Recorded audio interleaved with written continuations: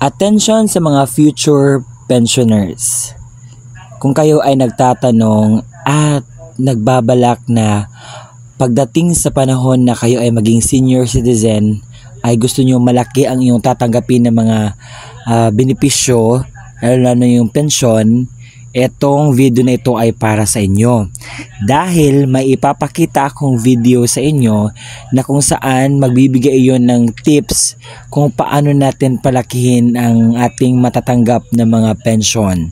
Kasi darating talaga yung panahon na aabot tayo sa pagka-senior citizen, at ngayon paghandaan na natin nang sa gayon pagdating ng panahon na iyon, hindi tayo magsisisi na gumawa tayo ng hakbang para palakihin ang ating mga pensyon. But bago natin pag-usapan ng content na ito, hayaan nyo munang magpapakilala ko sa inyo. Ako po si Ruel Mendoza Tanyo. Kung ikaw ay bago pa lang sa aking YouTube channel, huwag kakalimutan na i-like ang video kong ito, mag-comment ka if nagustuhan mo ang content na ito, at kung may katanungan ka, huwag kang magdalawang isip na itanong dyan sa baba. At kung nais mo na tulungan ang channel ko na ito na mag-grow, just help me by just subscribing it at i-bell notification mo na para maging updated ka sa mga videos na i-upload ko pa dito sa aking YouTube channel. At nais ko lang pong ipaalam, ako po ay hindi affiliate sa any agencies po na binavlog ko, dahil gusto ko lamang po magbigay ng kalaman, impormasyon sa lahat ng mga taong nangailangan ng ganitong impormasyon, mga informative videos na kung saan nakakatulong ito para mabigyan ng pamaraan, lalong-lalo na kung paano yun mapalaki ang ating mga pensyon.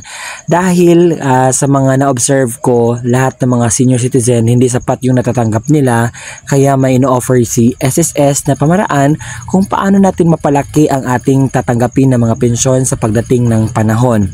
So kailangan natin pakinggan, kunan ng aral ang mga ito, nang sa gayon hindi tayo magsisisi sa huli na may mga paraan na binigay ang gobyerno or mga agencies pero hindi din ginawa. Ating panoorin. Naghahanap ng paraan si Geraldine para mapalaki ang makukuha niyang pension sa SSS, kaya nagtatabi siya ng pwedeng idagdag sa kontribusyon habang nagtatrabaho pa siya.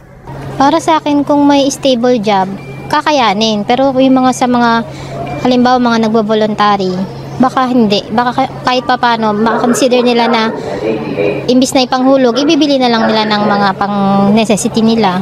Nakita rin ng kanilang pamilya ang malaking naitulong ng SSS pension ng kanilang ama para sa pang-araw-araw na gastos. May hinihintay ka buwan-buwan, ba pang dagdag hindi mo alam kung magme-maintenance ka ba or diba, pang gastos. Kasi pag matanda ka na, wala ka naman ding aasahan na iba. Kundi yun din, makakatulong din yung pension mo. Kaya alok ng SSS ang pension boosters na dagdag ipon ng mga miyembro para sa kanilang pension fund. Ang dating WISP o Workers and Investment Savings, tatawaging My SSS Pension Booster mandatory, at WISP Plus na voluntaryong savings, tatawagin na ngayong My SSS Pension Booster voluntary. Sa voluntary pension booster, target ng SSS na makumbinsing magdagdag ng impok ang professionals at middle class workers. Ang pension booster po ay for people na may sobrang pera po. So, halimbawa mga OFW, seafarers, doktor, dentista, government workers na miyembro ng SSS. Habang may kaya pa kayo, habang matigas pa tuhod, hindi ho nabibili kung saan-saan lang, kung ano-anong investments. 500 pesos ang pinakamababang hulog sa voluntary pension booster. Wala namang limit kung gaano kalaki ang gustong ihulog ng miyembro. Voluntaryo ito at hindi maapektuhan ang SSS contribution sakaling magka-emergency at hindi makapaghulog ng ilang buwan. Pwede ring i-withdraw ang savings kung kailangan. Pero para ma-maximize ang 7.2% estimated annual interest rate sa pension booster, hinihikayat ng SSS ang mga miyembro na manatiling nasa pension fund ang kanilang savings nang hindi bababa sa 5 taon. Tumutulong ako sa mga miyembro namin na malaki ang kita at nagre-reklamo po na maliit daw yung pensyon nila. It depends kung magkano ang i-contribute nyo at depende sa edad. Say mga 25 kayo, 30 lang kayo, magdagdag ka lang ng 500 pesos a month, siguro may additional ka na of 5 to 10,000 pesos for life. Pero kahit may target workers tulad ng professionals, bukas ang pension booster para sa lahat ng miyembro ng SSS. Pwede itong i-enroll online sa SSS member portal sa ilalim ng WISP Plus program na papalitan ng pangalan bilang pension booster.